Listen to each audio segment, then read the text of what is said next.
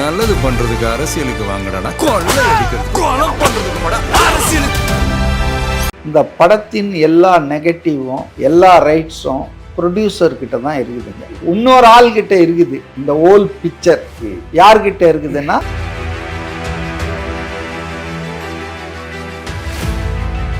அவங்க ஒரு அழுத்தத்தை விஜய் கொடுக்கணும், அவரை பழி வாங்கணும். ஏன் பழி வாங்கணும்னா அதாவது யாராக இருந்தாலும் இப்போ நான் சாதாரண மனுஷன் கூட தனக்கு இவ்வளோ சோதனைகள், ஒரு பக்கம் ஆண்ட கட்சி, ஆளுங்கட்சி, மத்தியில் ஆள்ற கட்சி, மாநிலத்தில் ஆள்ற கட்சி, இவ்வளோ நெருக்கடி, குடும்பத்தில் பிரச்சனையை உண்டாக்குறாங்க.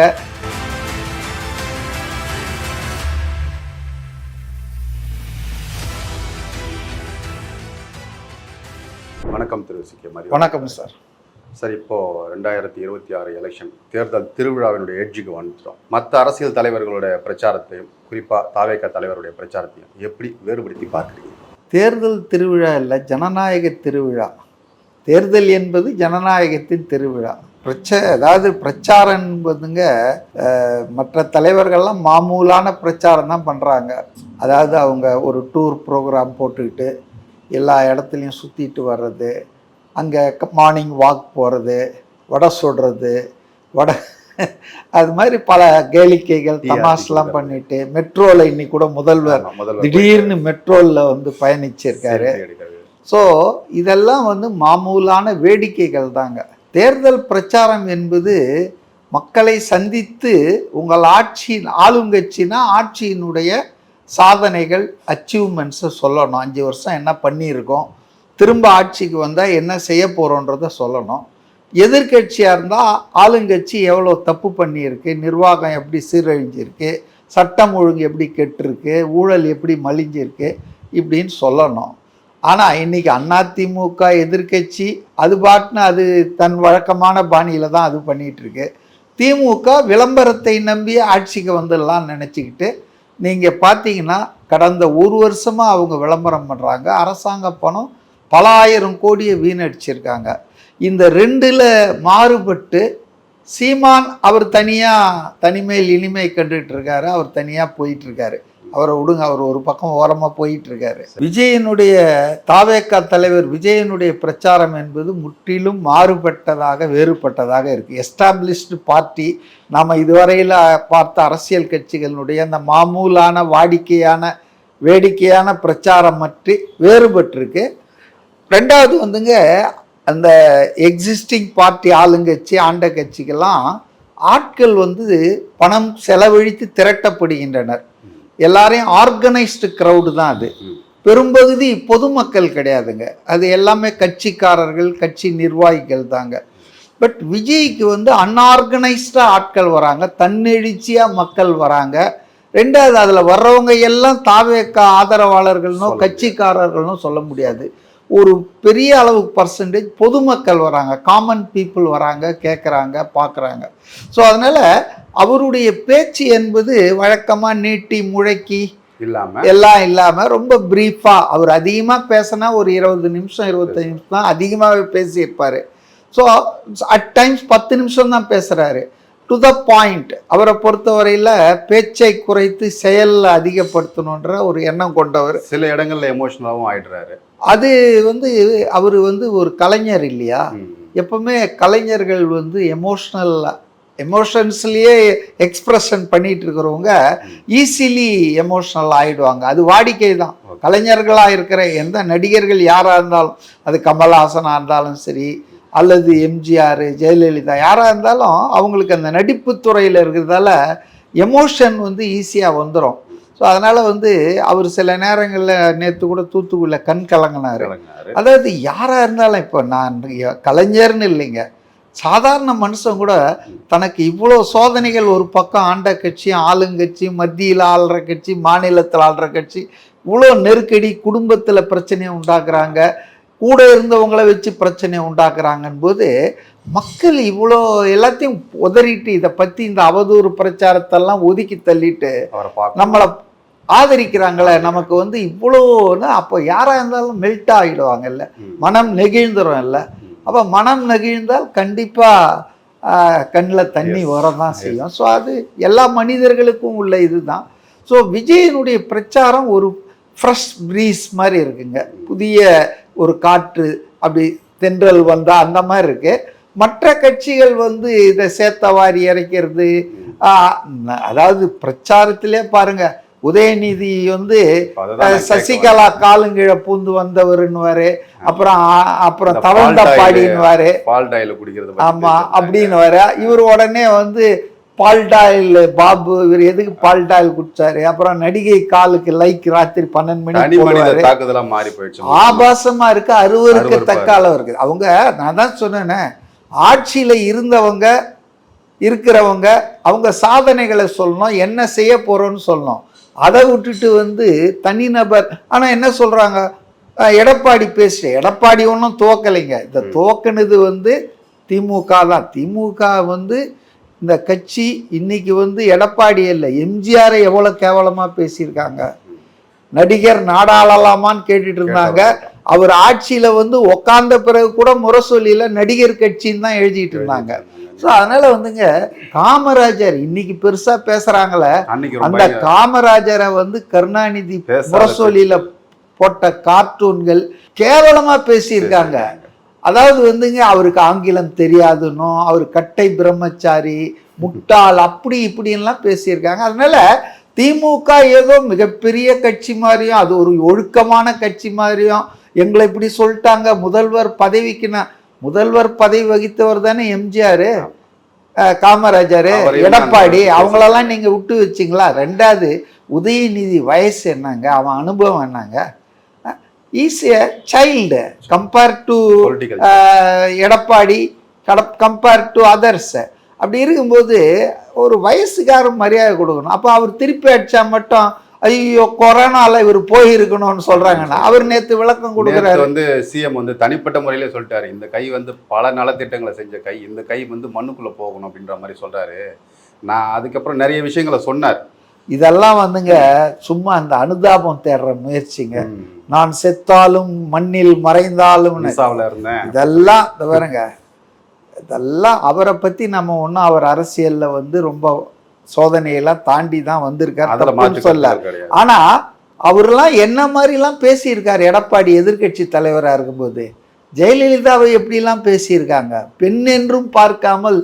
ஏங்க இப்ப சிவாஜி கிருஷ்ணமூர்த்திலாம் பேசும்போது உதயநிதிலாம் கை தட்டிட்டு மேடையில ரசிச்சுட்டு இல்லை, விஜயகாந்த் என்ன பேசினாங்க, வடிவேலை விட்டு கலைஞர் தலையாட்டிட்டு ரசித்துட்டு இருப்பாரு.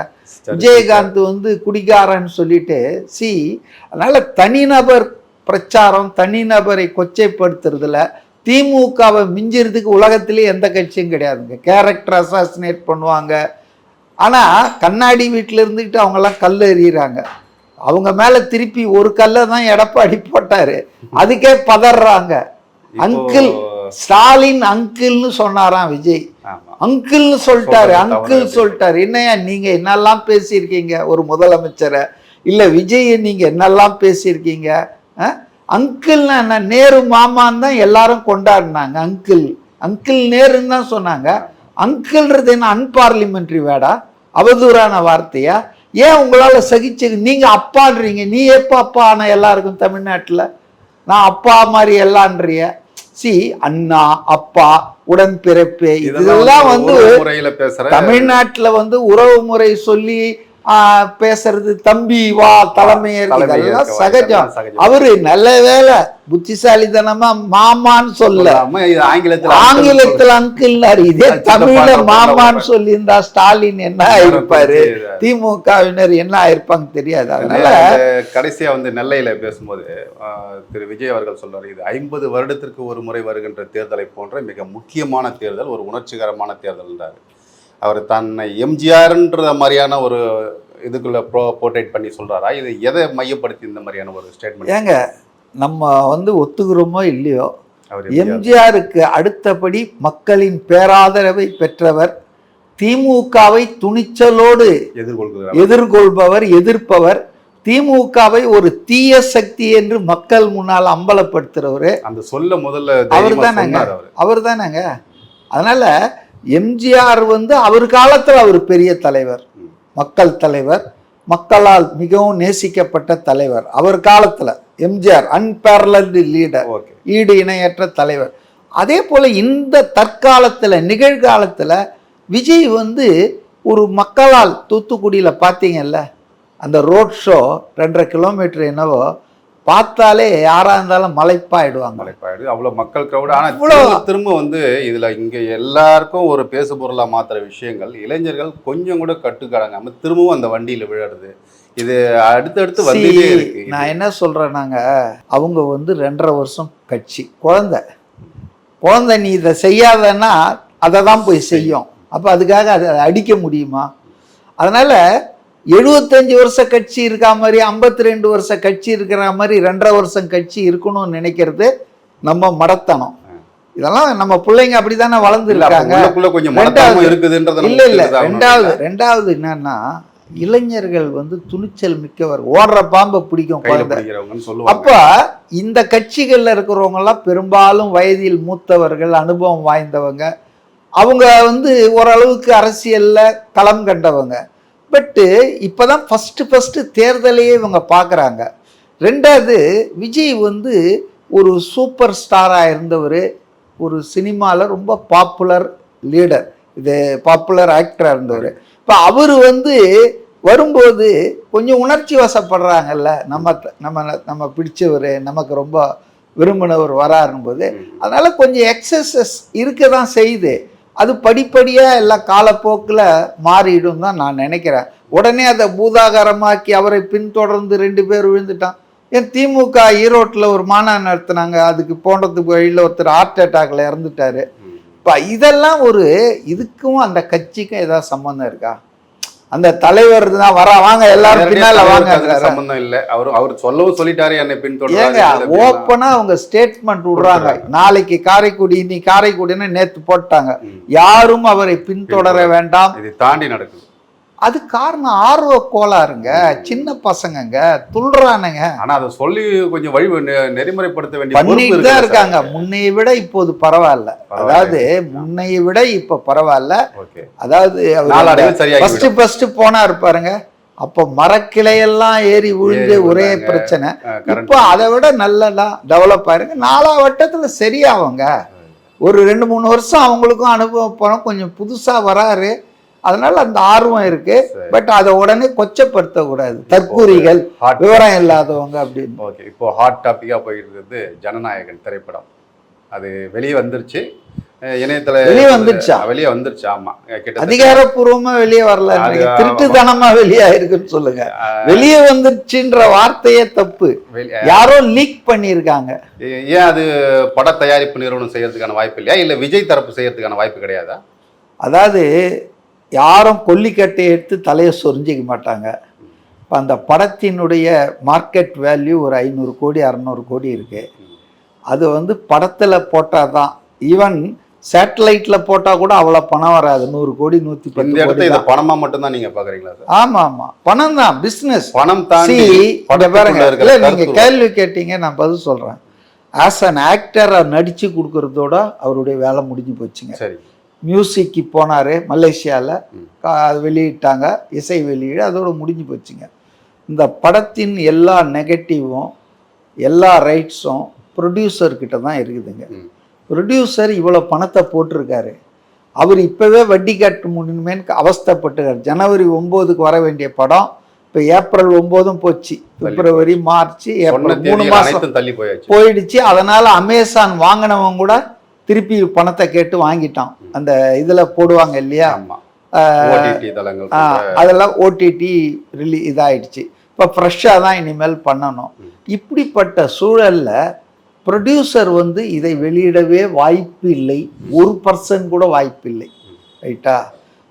விஜய் தரப்புக்கு இதில் எந்த விதமான ஹோல்டும் கிடையாது, நடித்து கொடுத்துட்டாங்க. அந்த ப்ராப்பர்ட்டி, அந்த அது வந்து ஃபுல்லாக நெகட்டிவ் ரைட்ஸ்லாம் வந்து அவங்கக்கிட்ட தான் இருக்கும். இப்போ வேற ஒரு ஆள், 3வது ஆள்கிட்ட அது இருக்குது. இல்லை சார், நீங்கள் சொல்றதுல நான் ஒரு சின்ன முரண்பாடு. சொல்லுங்க. உள்ள அதோட கண்டென்ட்னு ஒன்று இருக்குல்ல சார், அது வந்து மக்களை போய் சேரணுன்றது தான் அந்த படத்தினுடைய அடிப்படை தேவை. யார் தேவை? எனக்கு தெரிஞ்சு அது விஜய்க்கு தேவையா இருக்கலாம், இல்ல தாவேக்காவுடைய. அதாங்க, விஜய்க்கு தேவையா இருக்கலாம். அந்த படம் ரிலீஸ் ஆகணும்னு ஜனவரி மாசம் பிக்ஸ் பண்ணது அதுக்குதான். ஆனா அதான் தடுத்துட்டாங்களே. சரி சார், 500 கோடி இவருக்கு லாஸ்னே கூட வச்சுக்கோங்களேன். அதை தாண்டி மிகப்பெரிய ஒரு அரசியலுடைய பிரச்சாரத்தை கொண்டு போகக்கூடிய அளவுக்கு ஈக்குவலான இல்ல, நீங்க வந்து ரொம்ப அதீத கற்பனையில இருக்கீங்க. அதெல்லாம் வாய்ப்பே இல்லை. ரெண்டாவது நான் சொல்றேன் கேளுங்க, இன்னொரு ஆள் கிட்ட இருக்குது இந்த ஓல் பிக்சர். யார்கிட்ட இருக்குதுன்னா சென்சார் போர்டு கிட்ட இருக்கு. சென்சார் போர்டு இப்போ வந்து எலெக்ஷன் கமிஷன் கிட்ட கருத்து கேட்டுட்டு உக்காந்துட்டு இருக்குது. புரியுதுங்களா? என்ன சொன்னாங்கன்னா, இல்ல ஒரு நிமிஷம், என்ன சொன்னாங்கன்னா, இது வந்து அரசியல் இருக்குது. ஃபர்ஸ்ட் என்ன சொன்னாங்க, 5 பேர்ல 4 பேர் ஓகே பண்ணிட்டான், ஒரு ஆள் வந்துட்டு எதிர்த்தான், அதனால ரிவ்யூ கமிட்டிக்கு அனுப்புறோம். நாங்க சாதாரண ஜனநாயகம் 5ல் 4னா 80% ஆதரவுனா ஓகே தான். 51% ஆதரிச்சாலே அது அப்படிதானே. 100க்கு 100 யாராவது சொல்லுவாங்களா? ஸோ இது வந்து பாஜகவினுடைய அரசியலுங்க. அவங்க வந்து ஒரு அழுத்தத்தை விஜய் கொடுக்கணும், அவரை வந்து பழி வாங்கணும். ஏன் பழி வாங்கணும்னா, அவங்க சொன்னாங்க எங்கள் கூட்டணிக்கு வாங்க, எங்களுக்கு ஆதரவு கொடுங்க, திமுகவை நாங்கள் ஆட்சியிலேருந்து அகற்றுவதற்கு எங்களுக்கு வந்து எங்களை தூக்கின்னு போங்க தலையில். நாங்கள் அதுக்காக அவர் கட்சி ஆரம்பிக்கலை. அவர் முதல்வர் ஆகுவதற்கும் அவர் ஒரு புதிய அரசியலை முன்னெடுப்பதற்காகவும் அவர் வந்திருக்காரு. ரெண்டாவது, மதவாத அரசியலையும் ஜாதிவாத அரசியலையும் சமூக நீதிக்கு எதிரான பாஜகவுக்கு ஆதரவு கொடுக்கறதுன்றது அவர் முதல் நாளே சொல்லிட்டாரு. ஸோ அவங்க வந்து பாஜக தான் இன்னைக்கு ஒன்றியத்தில் ஆளுங்கட்சி. பாஜகவினுடைய தமிழ்நாட்டு தலைவர்களில் ஒருவரான எல் முருகன் தான் சென்சார் போர்டை நிர்வகிக்கிற இன்ஃபர்மேஷன் அண்ட் ப்ராட்காஸ்டிங் மினிஸ்ட்ரிக்கு இன்சார்ஜ் மினிஸ்டர். ஸோ இவங்க வந்து திட்டமிட்டு விஜயை பனிஷ் பண்ணுறதா நினச்சிக்கினா, இவங்க அரசியல் நிலைப்பாட்டை அவர் ஏற்றுக்கல, அவங்களுக்கு உதவலைன்றதால அந்த படத்தை வெளிவராமல் தடுத்தாங்க. ரிவ்யூ நாங்கள் எவ்வளோ நாள் ரிவ்யூ பண்ணுறாங்க, ரைட், ரிவ்யூ பண்ணுற ஆளுக்கு அன்னைக்கு வைத்தால போச்சு, அவர் வரல. நாங்கள் சரி, இப்போ ரிவ்யூ முடிஞ்சு இப்போ என்ன சொல்கிறாங்க, இல்லை தேர்தல் நோட்டிஃபிகேஷன் வந்ததால் தேர்தல் ஆணையத்துக்கு அனுப்பிச்சிருக்கிறோம் நாங்கள். இப்போ தேர்தல் ஆணையம் அதை ஊர்காப்பானையில் போட்டு வச்சிருக்கான். சரி, ஆக இன்னைக்கு இப்படிலாம் பேசுகிற ஒரு சென்சார் போர்டு, ஒரு ஐஎன்பி மினிஸ்டரு, இன்னைக்கு பார்த்தீங்கன்னா 2026ன்னு நட்டின்ற ஒரு சின்ன நடிகர் நடித்த படம் ஒன்று தம்பி ராமையா பையன் எடுத்திருக்காங்க. இது வந்துங்க அவுட் அண்ட் அவுட் அரசியல் படம். விஜய் அவர்களை போல கேரக்டரை உருவாக்கி அவரை சிறுமைப்படுத்துறதுக்கான லோ பட்ஜெட் படங்க இது. அவசர கதியில எடுத்திருக்காங்க. தயாரிப்பாளர் வந்து பிஜேபி கண்ணன், ரவி கண்ணனோ யாரோ, distributor red giant. BJP DMK கூட்டணி, கள்ள கூட்டணியில ஓப்பனாவே இது தெரியுதா? இந்த படத்துக்கு சென்சார் போர்டு எப்படிங்க எலெக்ஷனுக்கு ஒரு வாரத்துக்கு முன்னால கொடுக்குறாங்க? அரசியல் பேசுது, பச்சையான அரசியல். அதுவும் ஒரு முக்கிய அரசியல் கட்சியின் தலைவரை சிறுமைப்படுத்துற மாதிரி, கேவலப்படுத்துற மாதிரி, அவதூறு செய்யற மாதிரி படம் எடுத்திருக்காங்க. இப்போ இந்த படத்தை இன்னைக்கு ரிலீஸ் பண்றாங்க. இத்தனைக்கும் ஒரு ஆளு ஒரு பொதுநலன் வழக்கு கூட போட்டாரு, இந்த மாதிரி தேர்தல் விதிமுறைகள் இருப்பதால இது அரசியல், விஜய் படத்தை போடக்கூடாது, பாட்டை போடக்கூடாதுன்னு 6 மாசமாவே தடுத்துட்டு இருக்காங்க. அப்போ இதெல்லாம் வந்துங்க ஆதவர்ஜுனா இப்பதான் சொன்னதை நான் பார்த்தேன். இதுல வந்து திமுகவுக்கும் பங்கு இருக்கிறது. அதாவது பாஜகவும் திமுகவும் மறைமுக கூட்டணி வச்சிருக்காங்கன்றதுல எனக்கு எப்பவுமே சந்தேகம் இருந்ததில்லை. வெளியே காங்கிரஸை வந்து மதச்சார்பற்ற அந்த வாக்குகளை பெறவும், மைனாரிட்டிகள் வாக்குகளை பெறவும் இவங்க ஓப்பனா காங்கிரஸை வந்து பக்கத்தில் வச்சுக்கிறாங்களே ஒழிய, இவங்க ஊழல் பிரச்சனைகளிலிருந்து தப்பிக்க இவங்க பண்ணியிருக்கிற அக்கிரமங்கள் அழிச்சாட்டியங்கள்ல மத்திய அரசு தலையிடாமல் இருக்க அவங்களுக்கு இவங்க கப்பம் கட்டிட்டு ரெகுலரா பின்னால அவங்க உறவு கொண்டிருக்காங்க. பாஜகவும் ஏன் இவங்களை வந்து பெருசா எதிர்க்காம பனிஷ் பண்ணாம இருக்காங்கன்னா, சும்மா அடிக்கிற மாதிரி அடிப்பாங்க, அவ்வளவுதான். ஏன்னா இவங்க கிட்ட 22 எம்பி இருக்காங்க. இன்னைக்கு பாஜகவுக்கு பெரும்பான்மை கிடையாது, அறுதி பெரும்பான்மை கிடைக்கல. நிதிஷ்குமாருடைய கட்சியும் தெலுங்கு தேசம் கட்சியும் ஆதரவு கொடுத்துதான் இப்போ 272 வேணும் நாடாளுமன்றத்தில் உங்களுக்கு அறுதி பெரும்பான்மைக்கு. அப்ப 240 தான் வந்து பாஜக இருக்குங்க. ஒரு 32 33 வந்து அவங்களுக்கு ஷார்ட் ஃபாலா இருக்கு.